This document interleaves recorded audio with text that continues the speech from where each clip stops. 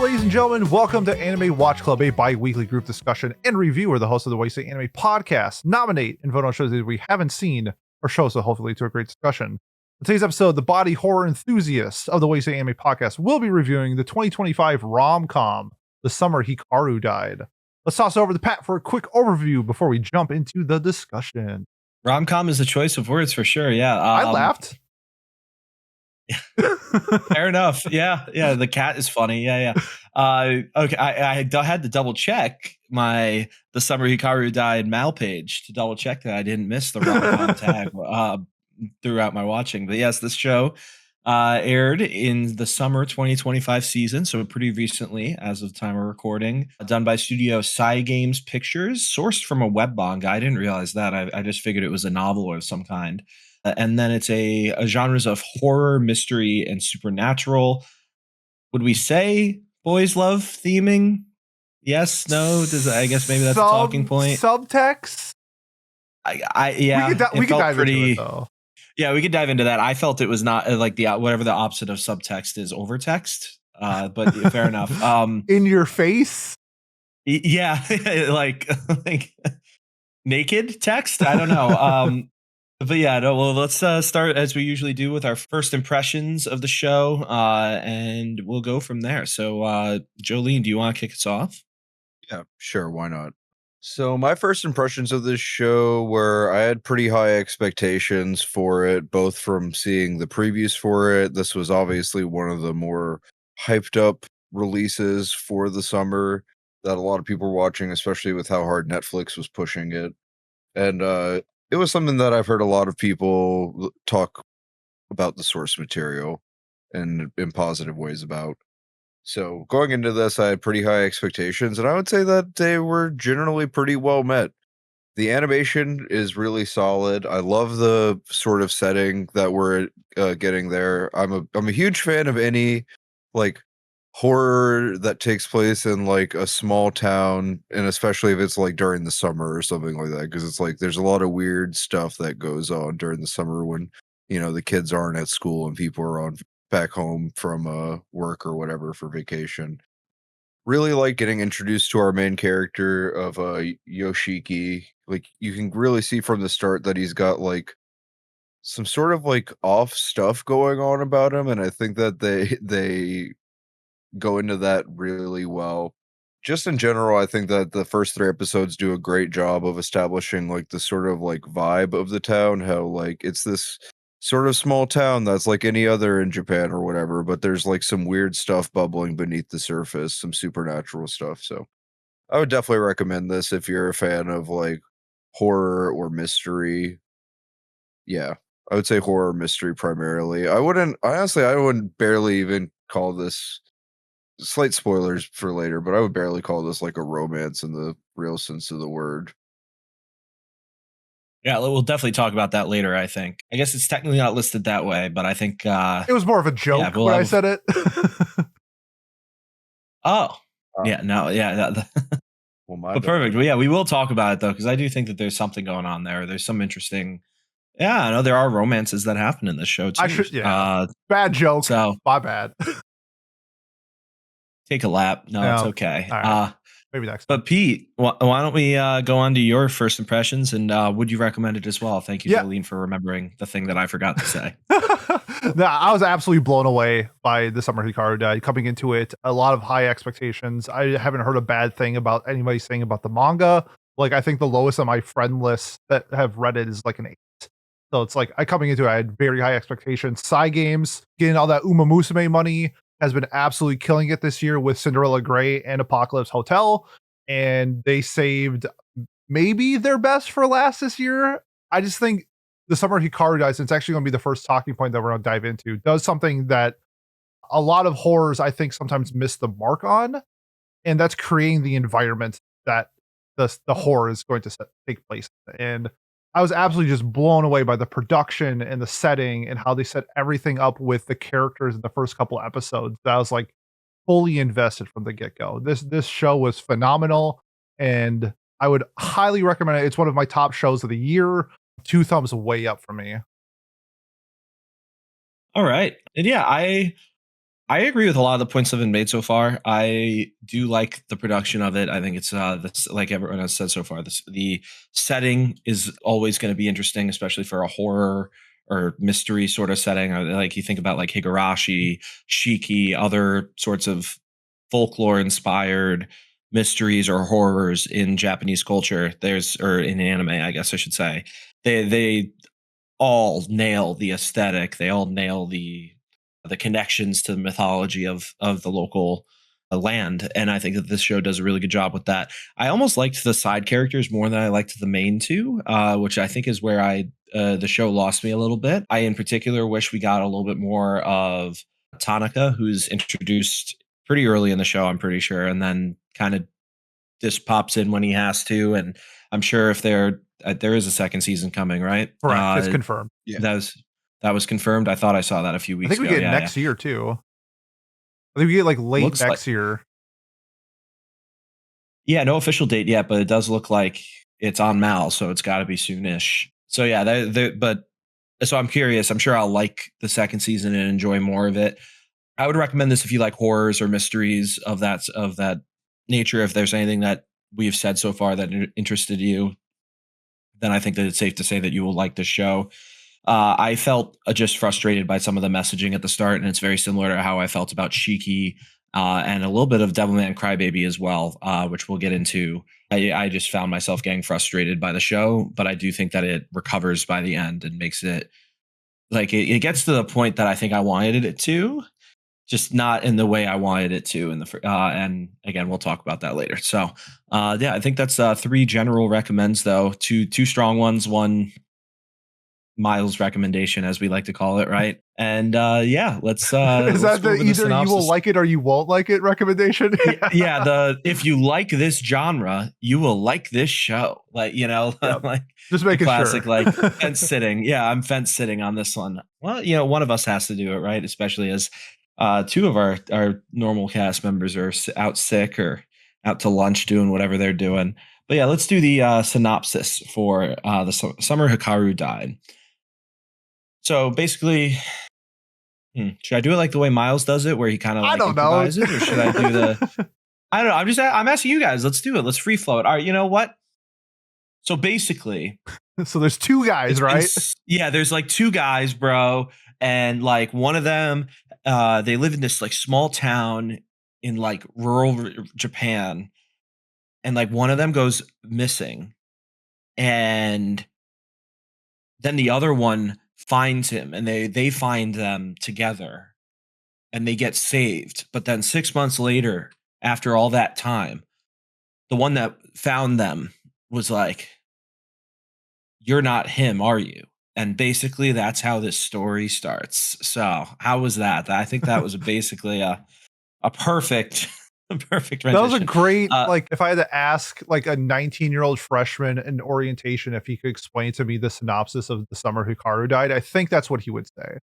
Or The Catcher in the Rye or something. There we go. Yeah, tell me about this. Yeah, and I don't think you said bro enough. Well, bros, what do we think we have in The Summer Hikaru Died? I know one of my bros, Pete, has a talking point that he wants to talk about, bro. Let's go. All right, no more bro. If you say bro the rest of the episode, you're cut. Okay.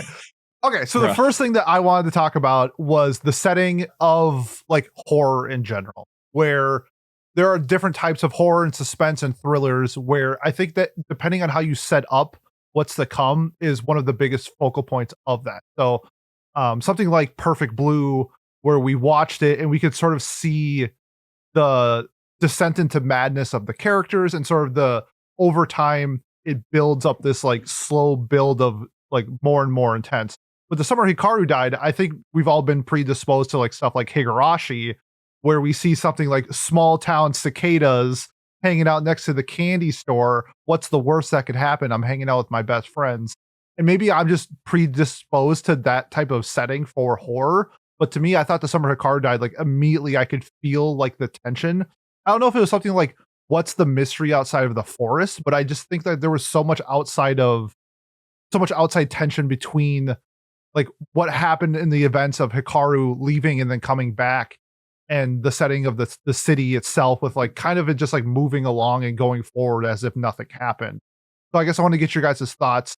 How did the setting of the show resonate you? If you're like a horror fan, like did they set it up well? Do you think that they missed the mark in some cases? Because I think like one thing that the Summer Hikaru Died that really added to this element was the production value of the sound was incredible. So wanted to hear you guys' thoughts. Yeah, I really enjoyed I agree with you that they nailed the setting, honestly.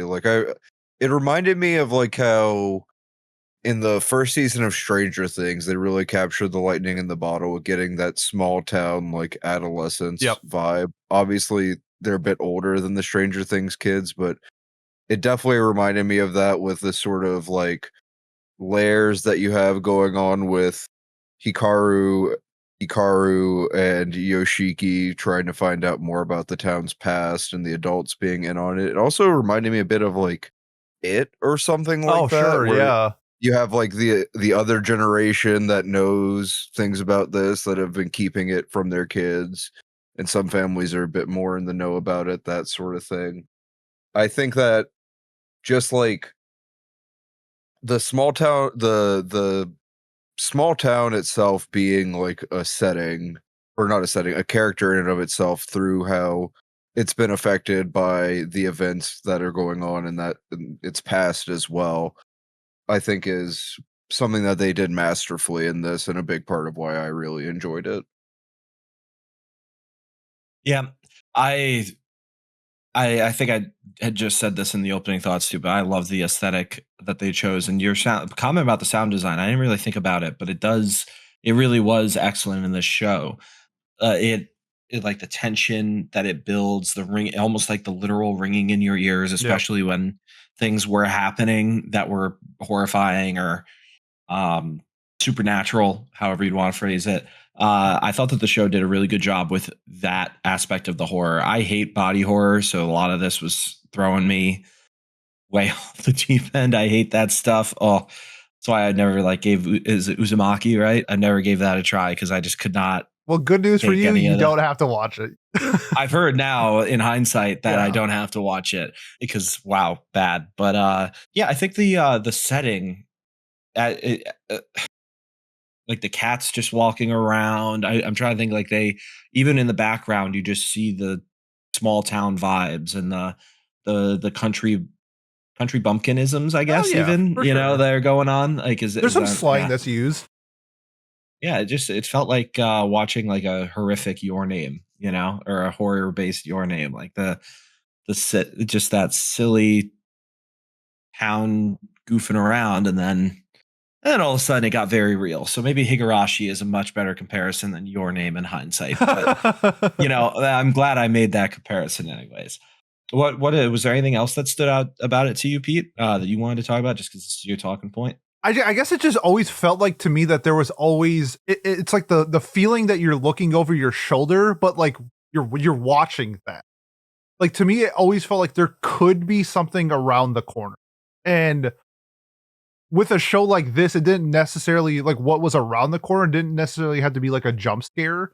Like it could be because they touch on so many different things about this. It could be like a revelation or a discovery about like yourself or the situation, the mystery.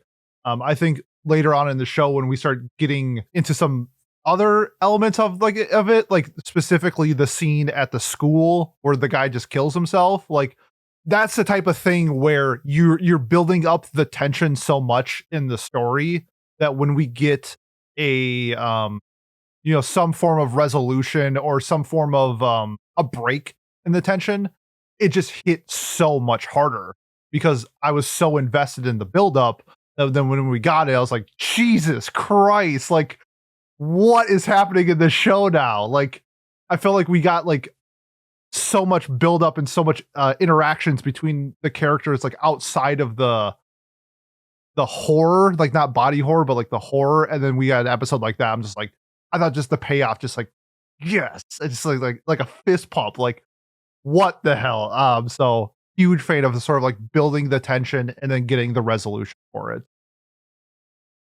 the tension is very palpable throughout the show, no doubt. And I guess like I never really felt like God.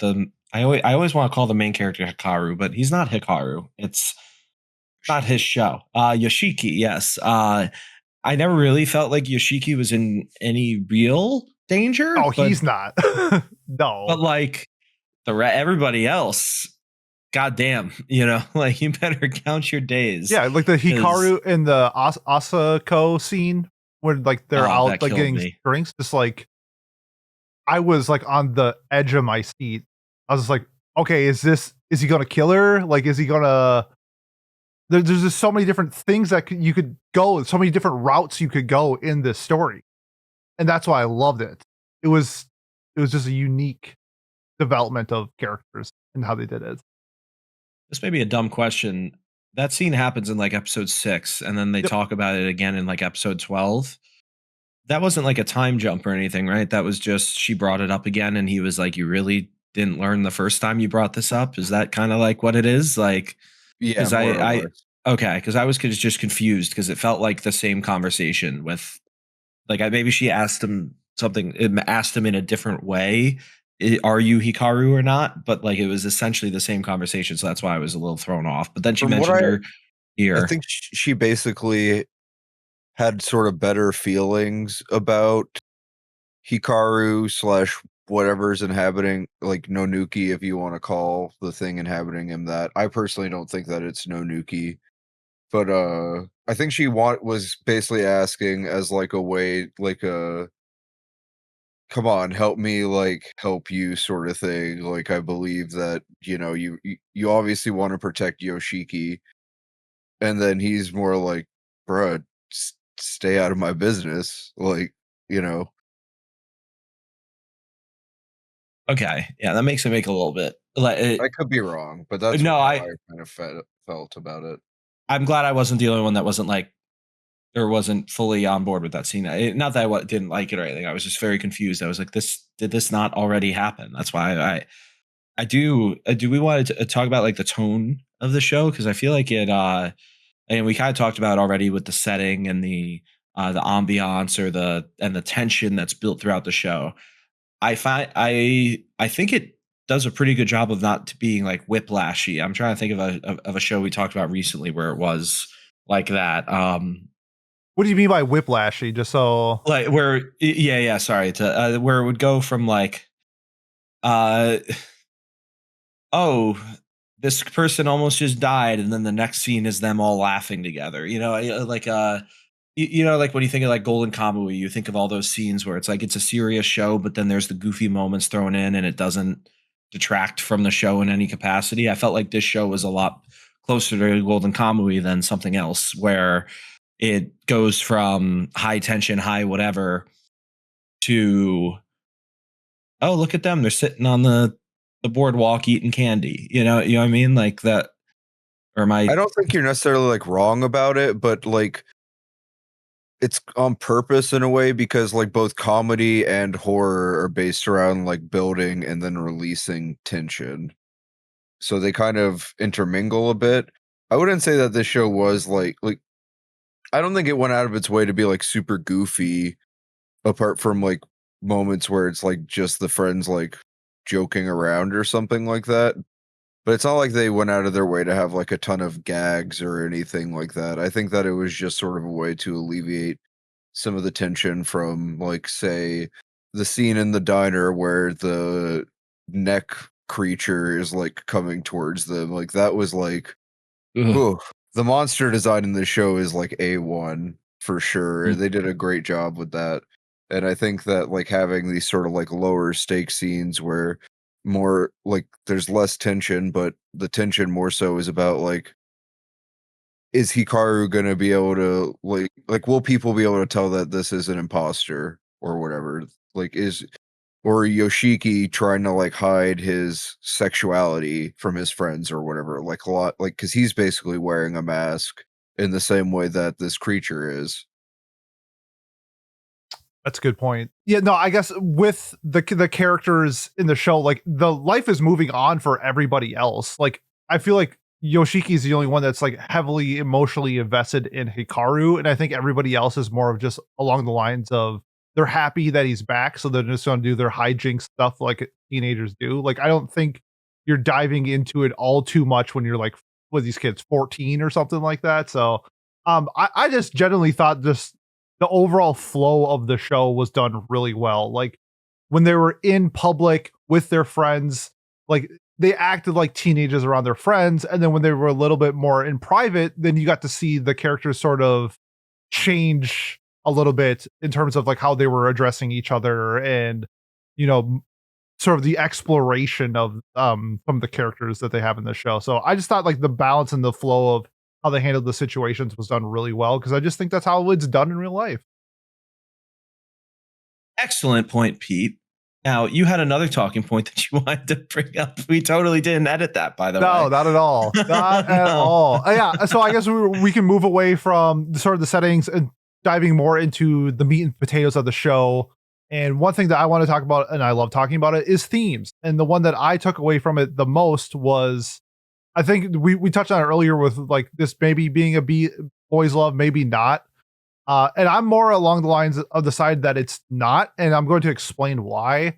And because I think it's like the main theme of Yoshiki, and I think like a huge part of the story is it's more about exploration. It's while I do think Yoshiki is hiding behind a mask, I think at least for this first part, it's more of discovering who you think you are and finding it out by like doing what he's doing rather than just like hiding or just contemplating it or thinking it over and over again. And I just thought like so how Yoshiki throughout the story was the one that was really focusing on Hikaru more than others. And then that slowly was descending into, I should say descending, that's a really bad word, but like, he was slowly progressing more into being accustomed to Hikaru. And then you saw that with some of the scenes with like him exploring Hikaru, like physically exploring him, physically putting his hands on his body and going inside of him.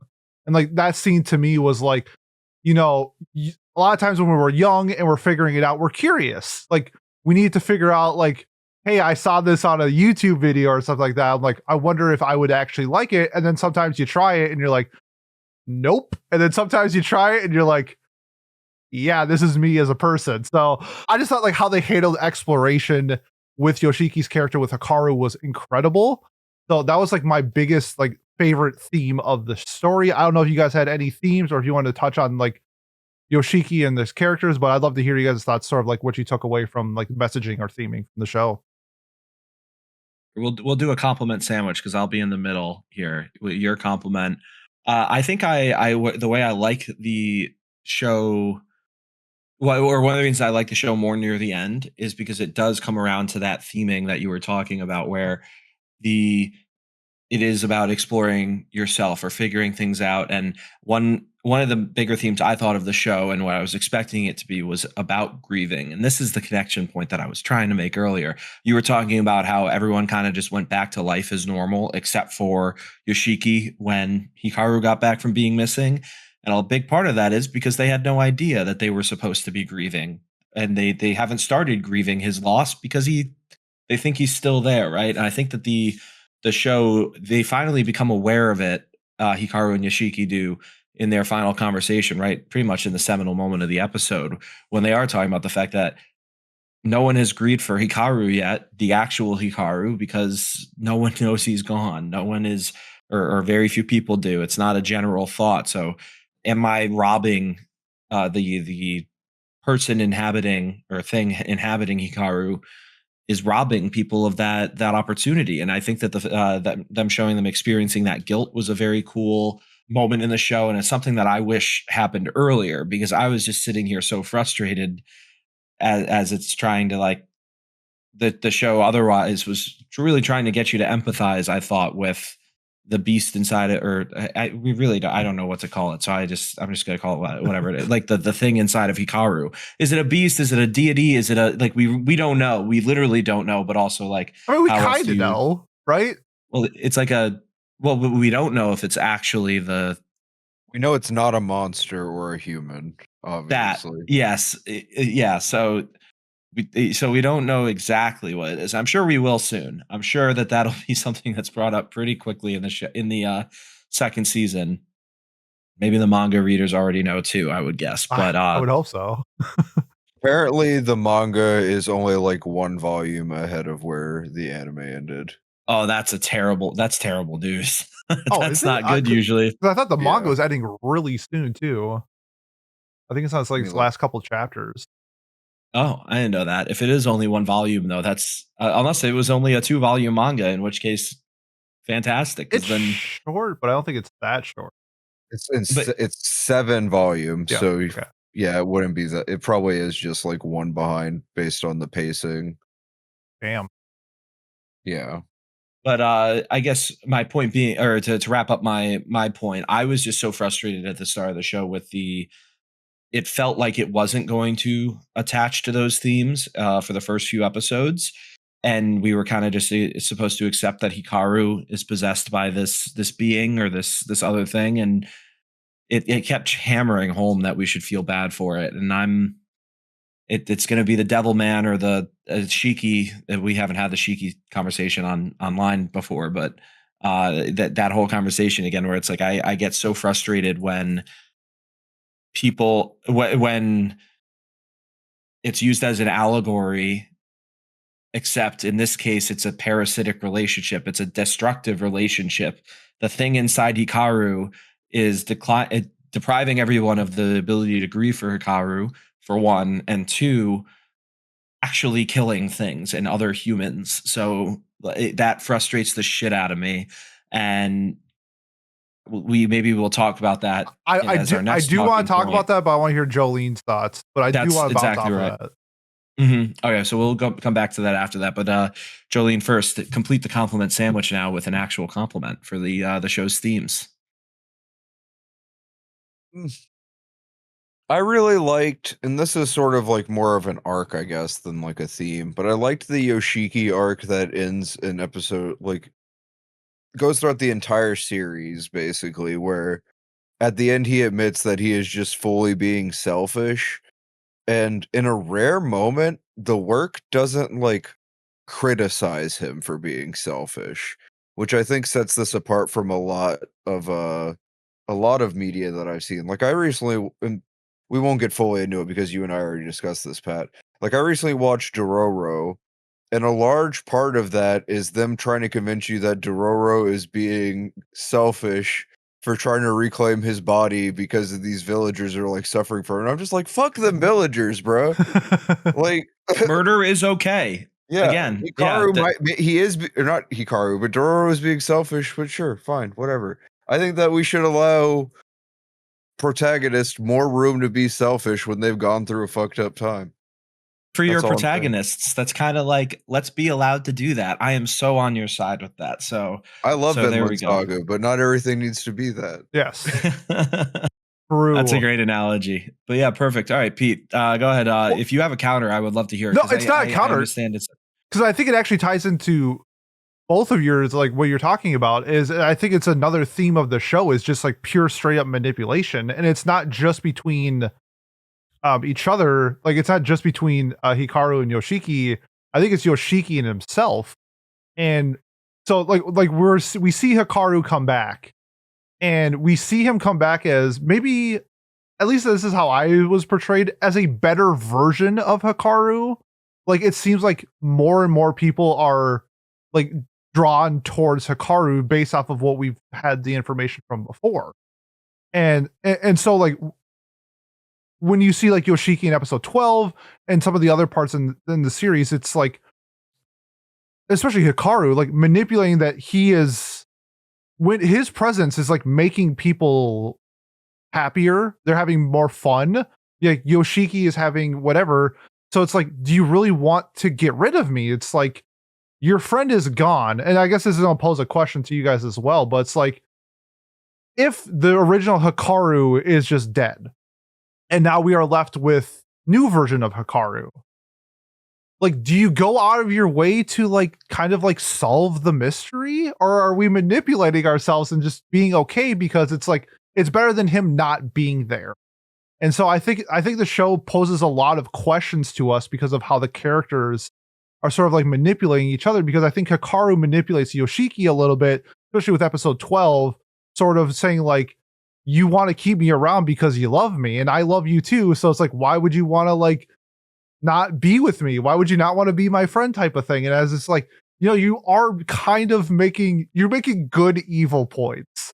And so like when you have those things in the show, I just thought like how they were sort of gaslighting themselves. Like I think Yoshiki like gaslighted himself a lot to try to just like, be okay with sort of the situation that he's in. So I guess I want to get your guys' thoughts if you had like any ideas of like, or any thoughts on like how manipulation was themed in the show as well, with like, because your guys' thoughts I think kind of had a hint of that.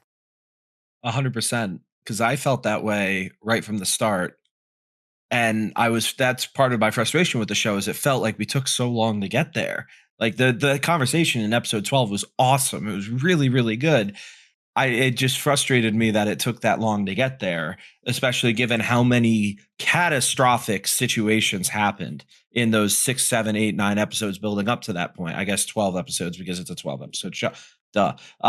Like how many different catastrophic moments happened, or moments where Yoshiki should have been asking himself this. And of course, there's the logic behind that is, oh, well, he finally came to terms with it, or he finally figured it out. I'm glad he did, because I was just practically yelling at my screen the entire time, because I wanted them to like ask that question about themselves. And I think, yeah, you took my point and flipped it into a theme. So thank you. I totally agree. And the manipulation in the show is excellent, because you see it happening in the literal sense. Who would you say is manipulating who? Sorry, that's just my question. I think Hikaru is manipulating Yoshiki.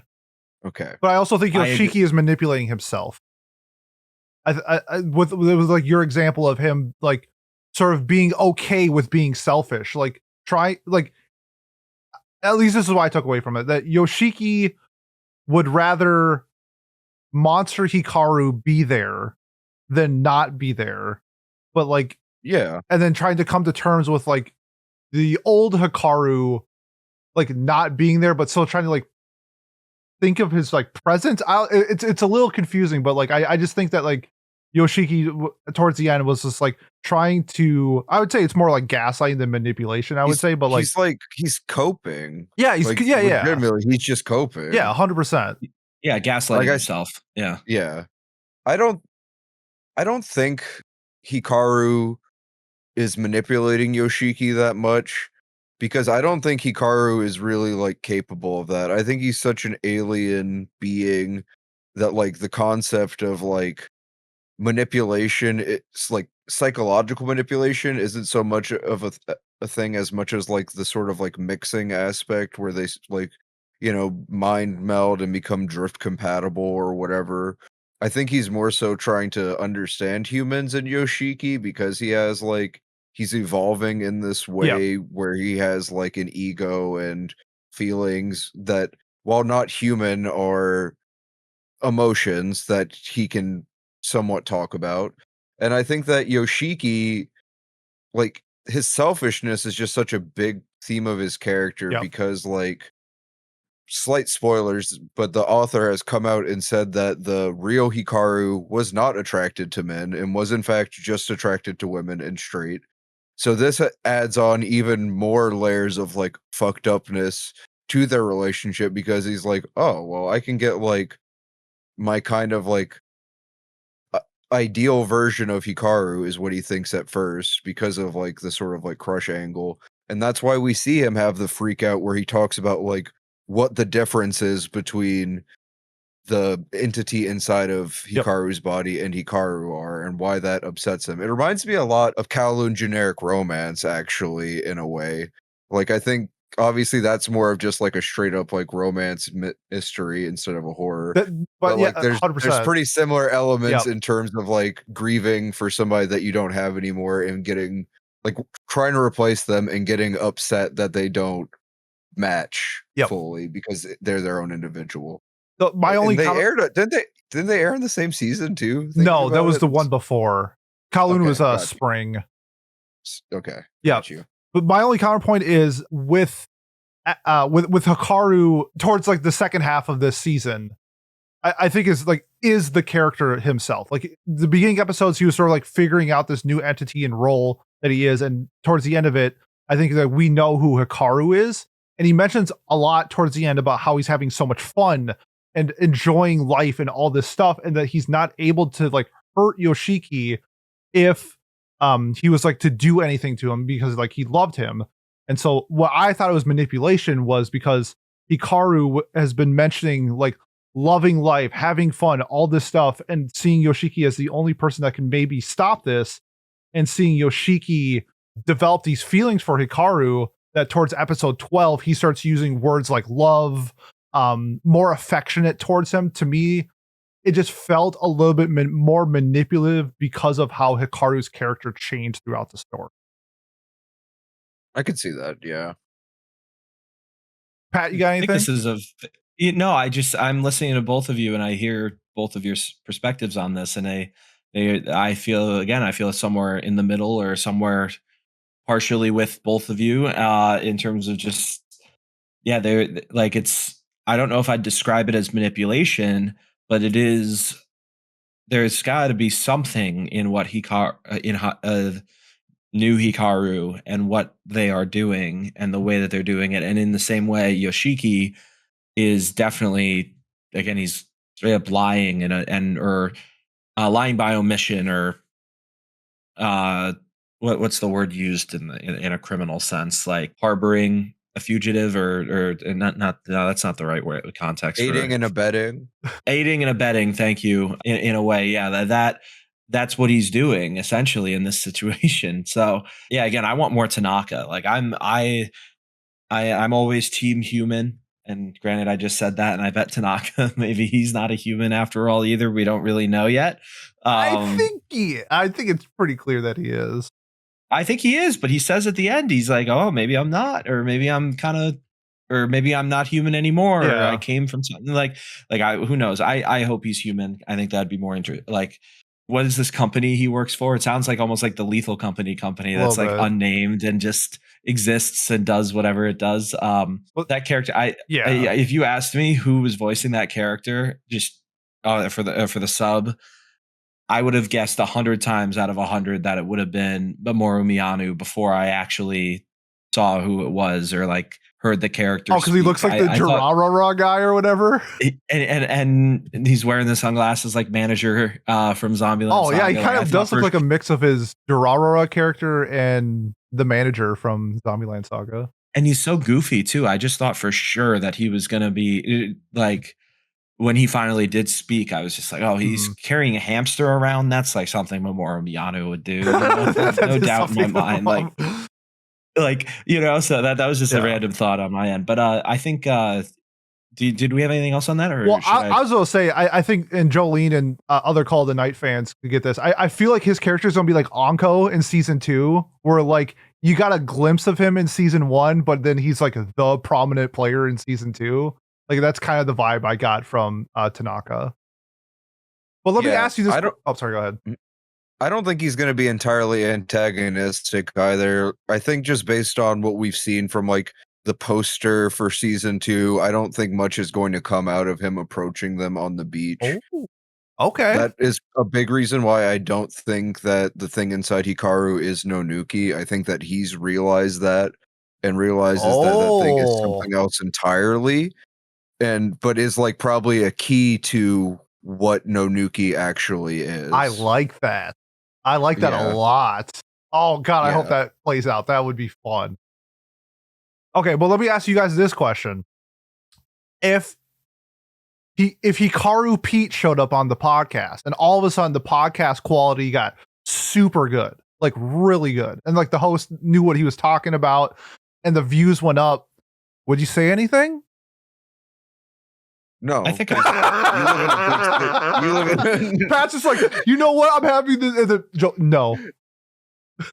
I'll go with Jolene. No, I wouldn't, because I'd be employed. There you go. No, I would, just because again, I would want to be able to mourn you. I mean, I'm shitposting, but I'm Yeah, serious no, though, no, too. no. Like, I think that the situation that this person or this entity is putting Hikaru and the entire village in is so horrifically immoral. It makes me so, and I know there's the whole like that they don't know, so what's not hurting them isn't hurting, or what they don't know isn't hurting them, but like I hate that, I like think pulling the wool over their eyes, that kind of thing.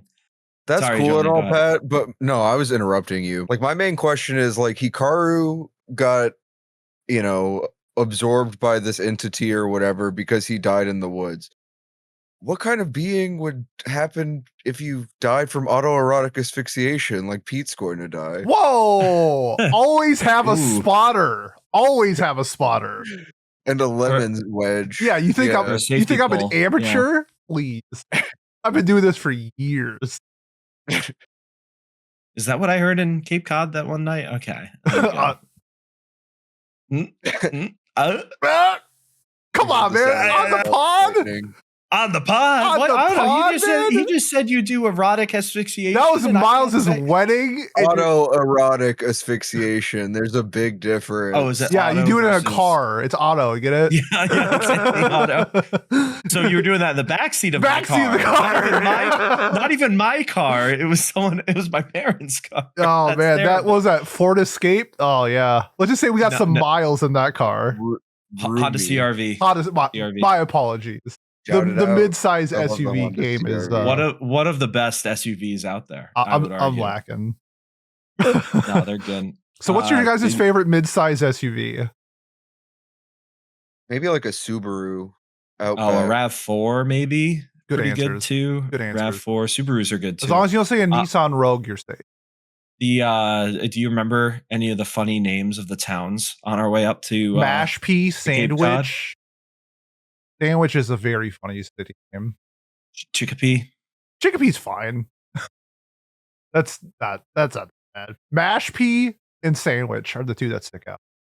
What about the one that's spelled Peabody, but it's not that? It's No, Peabody? that's fine. It just sounds like a butler. Mr. Peabody.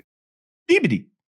No, that's fine. I think we should talk about the end episode. I think there was a huge moment. Pat, you said that this sort of was like maybe not the saving grace, but I think maybe solidified it as like a good show.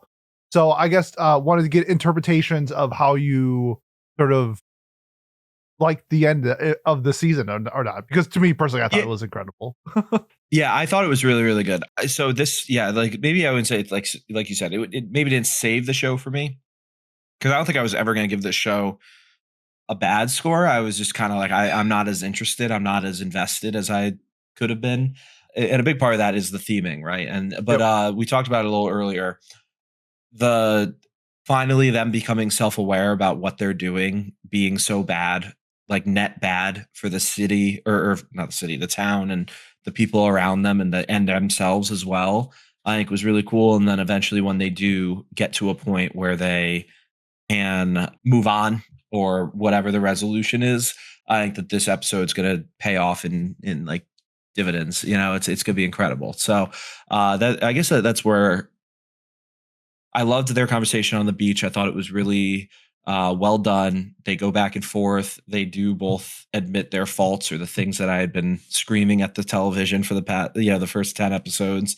And they have a very real moment together too. And I guess this is where the boys love or not question comes into play too, because even Hikaru, they say to each other like, "Oh, I love you," but not necessarily in a romantic way, but also not in a platonic way either. Like we're not sure exactly how we love each other, and I think that that's a pretty relatively profound thing to just have in a show. It's nuanced, maybe is a better way to put it than profound. But I appreciated that after most of the show being very do we want to call it baity with it or no, not? Because no, I don't think no. Yeah, because that's my point. Like I hope that to me it felt like it was very intentional and it was meant to be. Yeah, what's the point of the scene? I think is the difference between it being baity or not.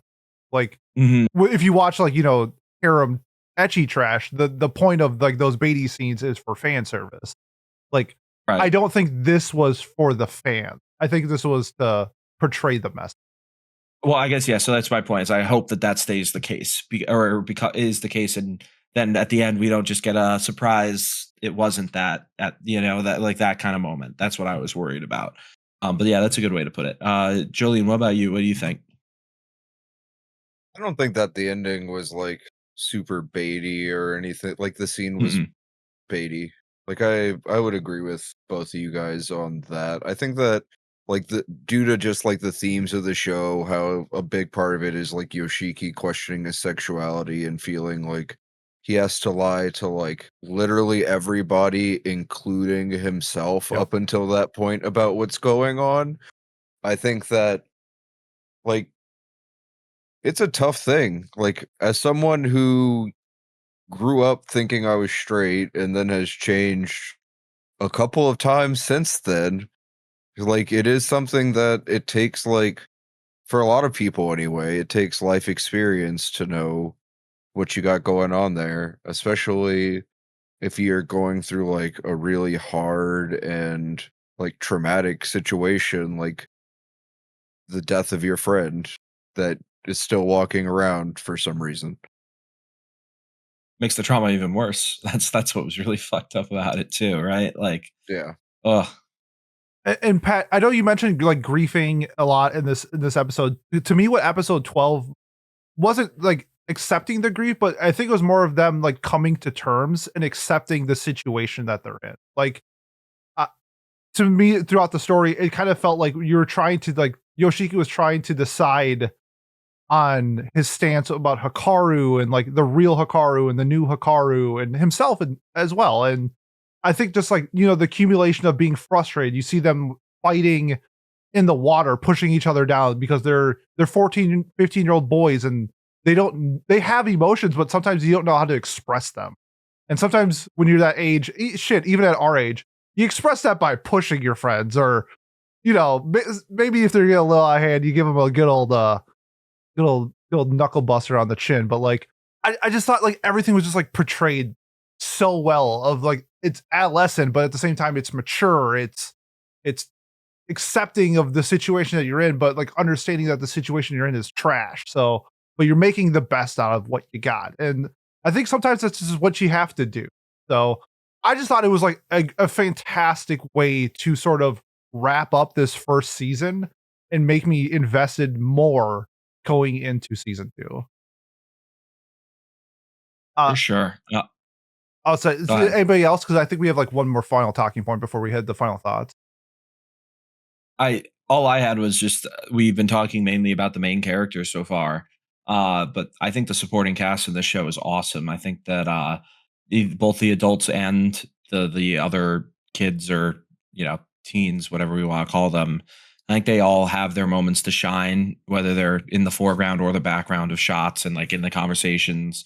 They seem to act like teenagers or act like adults and try to address things. Tanaka acts like Tanaka, I guess, but again, we need more of him to make his character come full circle or really understand what his purpose is in this story, right? So I don't know. I just wanted to say that I really liked that about the show. Maybe who was your favorite side character? Because I think mine was the baseball boy because he's Utah. I enjoyed, yeah, Utah. I enjoyed him and Yuki's little like slow burn in the background constantly happening. I thought that was really fun. What about you guys?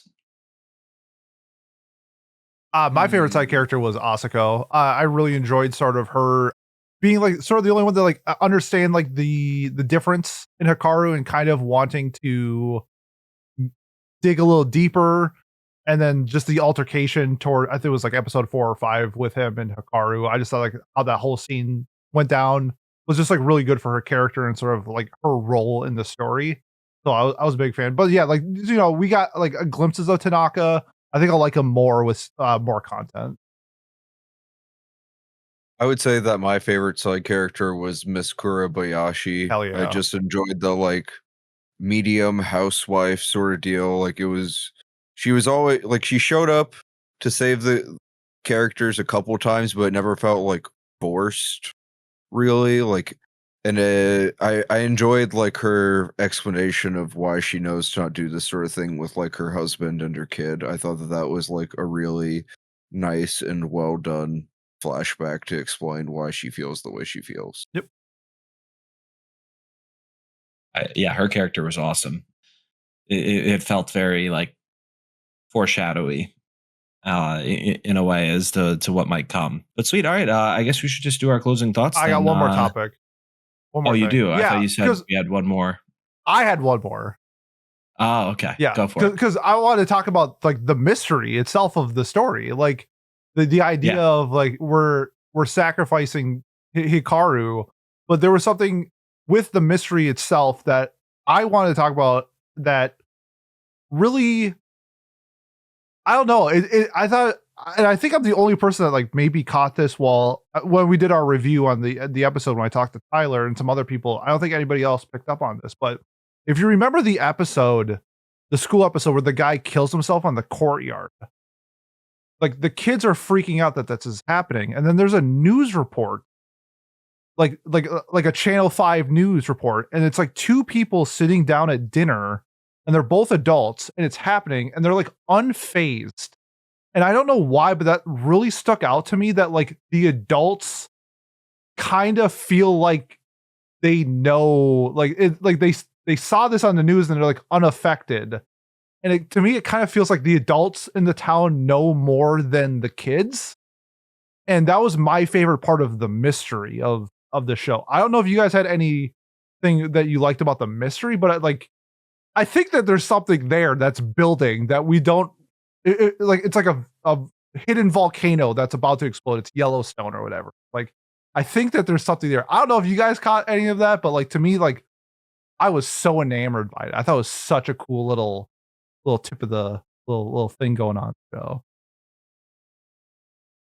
it didn't really click for me, but I got the sense of like in that specific moment, but the apathy that the adults show towards what's happening is definitely noticeable for me, at least throughout the story.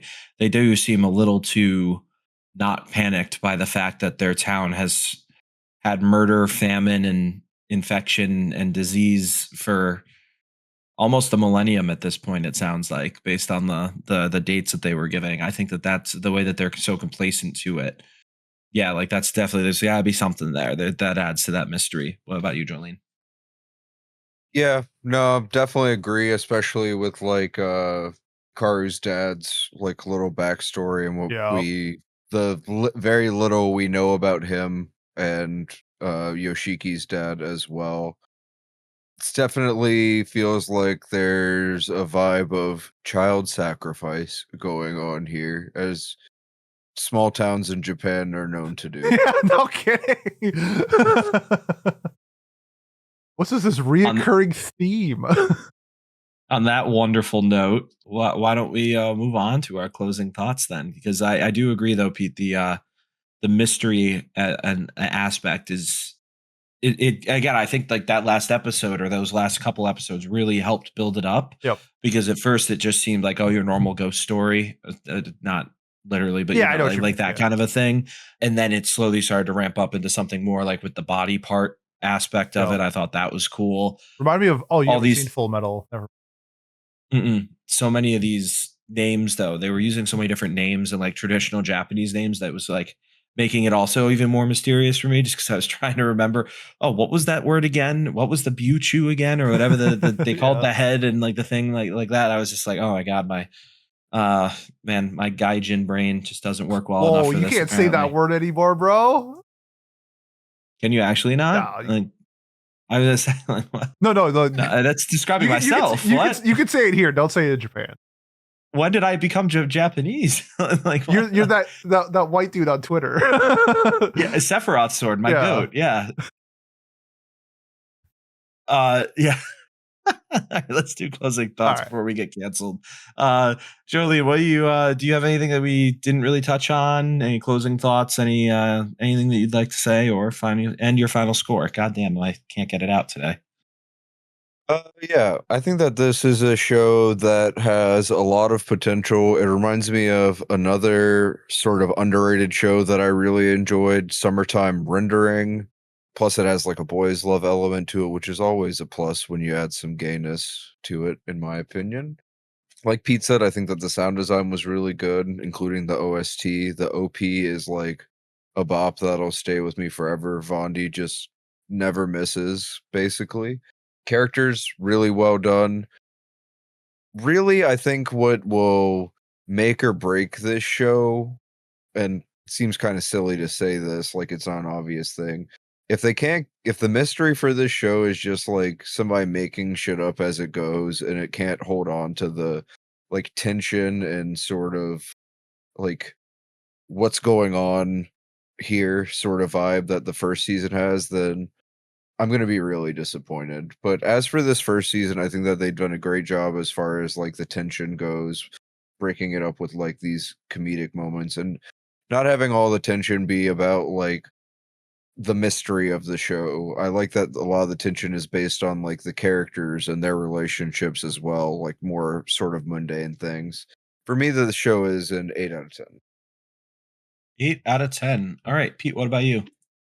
A show that I'm actually going to compare it to is something like Link Click. So I mean it in a sense that what it's presenting to me is fantastic and it's building up to something wonderful. But I need to wait to see how it lands before I give it like the series itself like a final score, because the first season of Hikaru, I have no complaint. I loved every episode. I thought the dialogue was fantastic. We mentioned it briefly, but like the production value of this show is incredible. It is one of the best production all year. Like Cygames has been upping their game every single time. And I know you guys aren't watching, but like Cinderella Grey also looks fantastic, and so did Apocalypse Hotel. Like they've done a fantastic job all year producing really high quality stories. When in some senses it doesn't have to, but they do it. So I just gotta give a shout out to what I saw with Cygames and their production of the story. I love this. I love this. This is, I mentioned earlier, it's probably in like my top 6 or 7 of the year. Like it's just everything that I want in this type of story. I got the tension was there, the characters were there. Love the dialogue, love the pacing, the flow. But I need to see how it like goes down. So I'm giving it a 9. But I will say that if it even if season 2 is like an 8, I'll probably still give like it this overall like a 9 or 10. Like I just think what it's doing is incredible work. Like I love this. I love what I'm seeing. So 9 out of 10 for me. So you just said even if it gets worse, you're gonna show. Well, it's like bias. Well, no, I'm kidding. Here. I believe in you. Link Click. Like we love season 1, love season 2. Breeding Arc, it was aight. Like it was fine. Like so, but like if season 3 and Link Click finishes, I'm still gonna give it like a 10 if it's like pretty good. Just because the Breeding Arc was just fine, I'm not gonna like lower the overall score. No, of course, no. I only teasing. But yes, so I think you touched on most of anything else that I had to say about the show. I am curious about more things in the future with this. I will probably watch the second season next time it's up for Watch Club. And good save. Thank you. No, hey, that's just how it works. I get it. It's so much football to be watched, there's just too much, and it's on every night, All right, Princess Connect died for this show, apparently to be good. So I'll take it. Good win. Good win by Cygames. It's the first show ever made by Studio Cygames Pictures. So, or one of the first ones, I should say. Yeah. I can't wait for the mobile game to come out for this show. Because it's got to come, right? Yeah, I got a gotcha pull for a 5-star Hikaru. Yeah, there you go. I don't know. I'm shit posting mainly there, but I really did actually enjoy this more than maybe I thought I did. I guess maybe I sat on it a little bit better. I did find it to be a bit of a drag though through the middle of the show. I thought the first few episodes were very compelling, but then I couldn't get past a lot of my frustration with the characters' decisions and the way that they were acting. I just wanted them to come to the conclusion that they found a little bit faster, and or not even a little bit, a lot bit faster, like 7 episodes faster, or at least start asking those questions and maybe not find the answers to them right away, but ask those questions that they were asking at the end of the first season.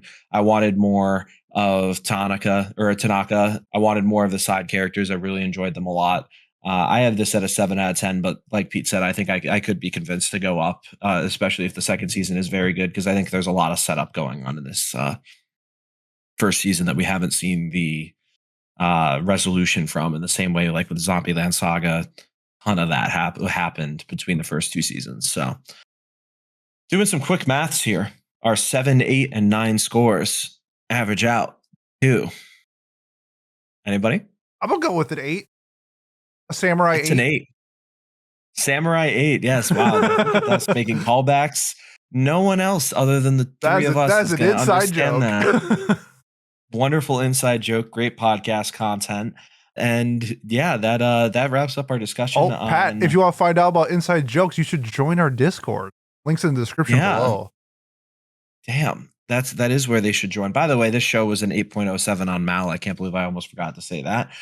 So pretty much about literally as close as we could get to that score without more members being here. I think Miles and Kat would have been somewhere around the same too, like in that 7 to 9 range. So maybe Miles might have even liked it more. We'll ask him and figure it out, but their scores don't count. So true.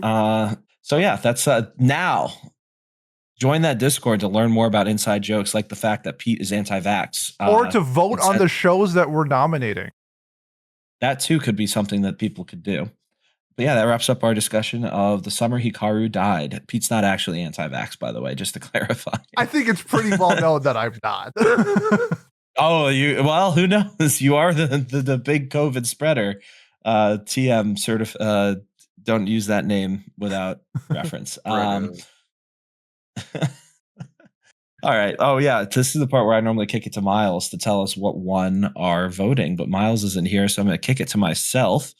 In third place, we had Cinderella Grey coming in third place and earning a legacy point. In second place, we had Surrey Children. Oh, it didn't win. Finishing just barely being eked out by the show that we are watching 2 weeks from now, Turkey. Yeah! Let's go! Dude, okay, even if you hate the show, I guarantee you our conversations will be super fun. I am excited about it because everyone was like, oh, it's a girls bowling show. And I'm like, all right, that sounds like a show of all time. And then it turns out that it's not just that. So I'm very curious to see where that goes or what that'll be like. Dude, this conversation, it's going to be such a fun episode. I can't wait. Well, one of our listeners in that Discord that Pete mentioned so eagerly earlier just said, "Rip Pat," after I posted that's what we're watching. So I guess I'm excited. I don't know why I wouldn't be excited to cheer on my own death here, I guess. But yeah, we're watching Turkey. That's a great gift that you just sent to Pete. Yeah, let's talk about what we're nominating now. And for the week of December 1st. Wow, what a day for us. The 1st of December. Do we want to do Christmas shows or should we save that for actually Christmas Eve? No, we don't? Nope. Okay. Fair enough. Well, then fine. What would you like to nominate? Jolene, this could be a big jump or change. It's free legacy points, so you're going first. It is free legacy points. And just like last time, the three of us will be able to vote. We'll have to put our show in third place. That is the rule. So I'm going to nominate Medalist. Medalist. Okay. Pete, what about you? Okay, so I think it's pretty clear that Clevitus is not winning. So time to pivot. So very much time to pivot. Yes. So do we pick a show where we want legacy points, or do we watch a show? Ooh, I think I'm gonna go because I did this last time. We had 3 and it got legacy points. So I think I got second place. I'll nominate Uma Musume Pre-Derby: Beginning of a New Era, the movie. Wait, so we're not nominating Uma Musume the Cinderella Grey? It's a different one. Well, I've seen Cinderella Grey twice, and I haven't seen this one. So can you Beginning of a New Era? Yep. Uma Musume Beginning of a New Era. I spelled that wrong. It's all right. We can get it afterwards. That we can. What are you nominating, Pat? Oh, I'm just going to nominate Surrey Children again. You know, that's seems like it was going to win. It seems like a lot of fun. Very sad I have not watched it yet on my own because it seems like something that'd be really, really fun. You and right will up my alley. love it. So You will. I'm sure I will. You will love and it. It seems like people think I'm going to need it after watching Turkey. after watching Turkey. So we'll see. Maybe I don't know the way. And now I'm scared. I was excited for Turkey because I heard that it was pretty crazy. We'll see. We'll see what happens here. But I think that wraps up our watch club. Thank you so much for listening. And Pete, take it away. If you have made it this far and you want to support us, the best way to do so, like, comment, subscribe, leave a review on whatever platform you're watching or listening to us on. Next week, we are bringing back the fan favorite. We haven't done it in like 4 months, so I said, I need a filler episode. Let's do it. The My Anime List review game. So bring that back next week. Always fun. Fan favorite. Really fun to play along with. So we'll be doing that. Otherwise, in 2 weeks, if you're here for Watch Club, we will see you for, where we watch it again? Turkey. That's right. You love this show Turkey! So much. We'll see you then. All right. Thanks. See you next time. Peace. Bye-bye.